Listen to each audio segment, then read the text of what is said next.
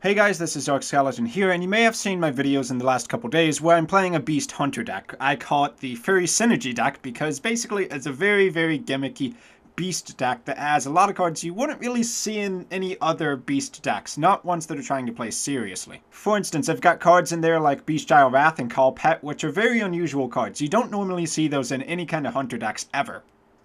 Now that said, in the day I actually made it and played it, I was able to get to rank 12 from rank 15, and I wasn't even planning on making that a serious deck. Initially the deck was kind of bad, but over the course of 4 hours, I improved the deck, I made it a little bit better, I changed cards out, and what you're seeing on screen is about the end result. I'm changing out a couple cards here, and by the end of this video, the deck list on screen will be the one that I made to rank 12 with. Of course, I'll also put the deck list in the description down below, and make some suggestions on what you can change around depending on what kind of meta you're going up against. For instance, in my final version, I had 2 mind control decks in there. One was probably the optimal amount, but I was going up against a lot of Zoo, a lot of these temple decks that just play all kinds of minions onto the field, especially those mech ones like Mech Rogue.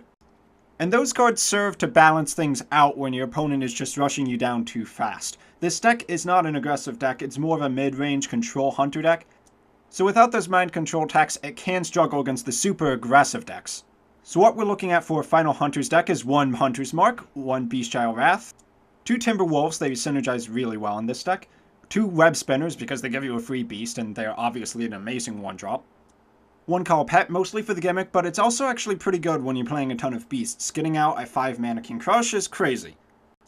2 Direwolf Alphas allow you to make good trades like a Zoo deck. A Haunted Creeper, it's kind of a durable minion. It's also a 2-drop, good to have in there. 2 Steam Weedle Snipers. It's not the best card in the world. It is pretty good. It forces opponents to use silences and try to remove it because people really don't like its effect. They don't want hunters to actually be able to do 2 damage with a hero power. In reality, it's more likely to die like a Knife Juggler than to get its effect off, but it does put pressure on your opponent to respond.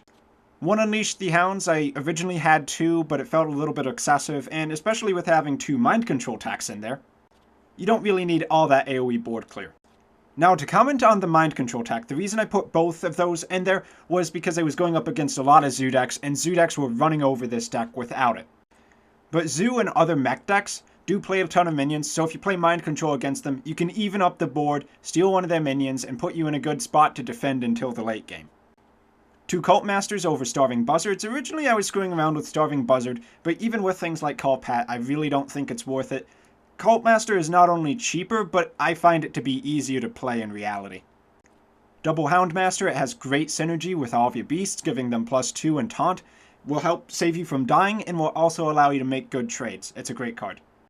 1 Lost Tail Strider, the main reason it's in there is because there aren't really any other 4-cost beast minions. But a 5/4 beast is actually pretty decent in reality. No one really runs Lost Tail Strider, but it's not bad. If I was to make a beast druid deck, I would almost certainly put Lost Tail Strider in there. 1 Antique Healbot. Remember, this is more of a mid-range control deck, so having that extra healing keeps the hunter alive.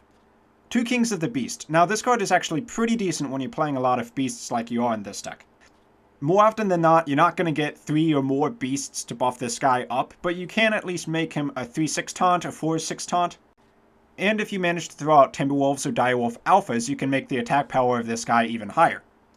For these very niche Beast Hunter decks, I would say King of the Beasts has a slight edge over Sludge Belcher. They usually perform about the same, but sometimes King of the Beasts can actually be better. 1 Stampeding Kodo. Originally I had 2 in there, but in reality, Stampeding Kodo is kind of a tough card to play properly. When you get to that mid-game, there aren't all that many 2-drop minions being thrown onto the field that you can actually get the full value of a Stampeding Kodo from, at least. You might see a Harvest Golem, but then you only kill half of it. It's still a pretty decent control card, though.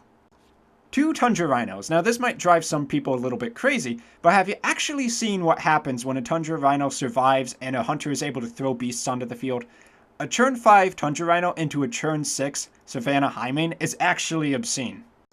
Infinite Charging Beasts is no joke when it comes to board control, and I was actually able to win several of my matches earlier just by having the charge available to me. You can think of it like arena mode, where the person who gets to choose his battles usually comes out on top. Same principle applies here. Now of course there's 2 Savannah Highmanes. What mid-range hunter would not have these? It's an amazing card, very powerful. That is unlikely to ever change unless it gets nerfed. The last 2 cards, they're both legendary. Number 1, Baron Geddon. Now you might think this is crazy initially, But in reality, when anyone is going up against a hunter, most people ranks 15 to 12 are obsessed with trying to take out the hunter minions. It doesn't matter that they could push for damage, they want to play board control, they want to make sure all the hunter minions die so he'll never have the chance to hit the opponent's face. That's actually good for me as a beast hunter because I'm trying to play that mid-range control. There's enough card draw in the deck that I never lost a game to not having cards to play, only because I lost board control, I lost tempo, and I wasn't able to come back from it. So, what happens if you do get kind of screwed over? Your opponent's been making trades with their minions, keeping them alive at 1 or 2 HP, you throw down a Baron on turn 7, fry their board, kind of clear things up, re-establish yourself, and then your opponent has to regain board control. It's a very strong board reset, the only nightmare is when they have a BGH and snipe it immediately. That said, even if a BGH happens, I found I could usually come back from it anyway because Baron effect has already procced, so you got the value you needed out of it. Last card, King Crush. When you finally get to whittling your opponent down, he's used up a lot of his removal on your 5-drop minions and maybe some of your Savannah High mains. And his HP is kind of mid-range, like in the 15s or so. You can play a King Crush, really put the pressure on him, and then he'll be forced to play board control for the rest of the game. And at that point, you can usually finish him off because you have these big cards that actually allow you to deal damage and get to your opponent's face, finishing the game. When you get to the late game, still having the ability to put pressure on your opponent that's used up all its removal is a big deal because your opponent will have to play poorly from that point forward. Therefore, in the games that I was going late against control decks, even the fact that it would be like a control warrior and they'd have 4 or 5 legendaries that are huge 8 or 9 cost minions didn't really matter because the second they'd play them, I'd still have a response to them. I could Hunter's Mark it and then use a Steam Weedle Sniper. I could use a Beastchild Wrath on a Savannah High main to hit that big legendary for 8 damage and take nothing in return. Or comboing a bunch of weak minions like Unleash the Hounds Doggies or the Haunted Creeper Spiders with a Direwolf Alpha or a Timberwolf can add up to a lot of damage. And you can throw that all at your opponent with a Cult Master and get a lot of cards back anyway. I mean, that all said, you'll still have minions on the field. You can still just go for your opponent's face and say, you know what, screw it, I don't want to play this anymore, I'm just going to kill you. Which is historically what hunters have done best. Now as for cards you may want to change out, the 2 mind control decks. You can choose to run 1 mind control attack if you want, you can choose to have 2 Unleash the Hounds, or you can choose to forego the mind control attacks altogether in favor of something else. A really good option would be Kill Command. It's arguably a little crazy that I don't actually have Kill Command in the deck to begin with, but I have noticed that having tons of minions is a real problem for most control decks to deal with. The only problem with having too many spells is if you do play minions at all, they're going to get removed and you may not have enough minions to ever overwhelm your opponent.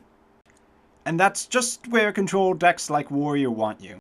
Aside from that, you could also consider taking out a Tundra Rhino, 1 Hound Master or a Cult Master, or 1 or both of the Steam Weedle Snipers, and if you really wanted to break the gimmick, you could take out Beastchild Wrath as well. And replacements for those cards might include Scavenging Hyena, a 2nd Unleash the Hounds, Kill Commands or Glaive Zukas, or if you really wanted to look a lot more like a stereotypical hunter, you could throw in weapons or traps as well. Personally, I think the only cards that I'm likely to swap out right now if I play the deck again in the next couple days is 1 mind control attack most likely, 2 is just kind of too many, and maybe a Steam Weedle Sniper, but I'm not sure about that one yet. If you'd like to try out a different alternative to this deck that maybe is a little bit more serious rather than just a gimmicky beast deck, you could look into the Feigned Death, Sylvanas, and Savannah High main deck. You can also run Sneed Shredder. The basic idea is just stall until the late game and then play Death Rattle minions, which are a pain in the ass to deal with. Savannah High main, Sylvanas, and Sneed's Old Shredder, plus the Feigned Death spell just means the Death Rattle is trigger and it's impossible to deal with. Very tough deck to fight against. I actually made a preview video on a deck very similar to that. It's called Trapless Control Hunter. If you search my channel, you'll find it. But I'm sure you can actually find a better version of that on Hearthstone now that people have actually tried it and played around with it. One that most likely uses traps, though. Anyway, I've been Dark Skeleton. This has been my Furry Synergy deck. Let me know what you think in the comments down below. I'll have the deck list in the description, and I will see you all next time.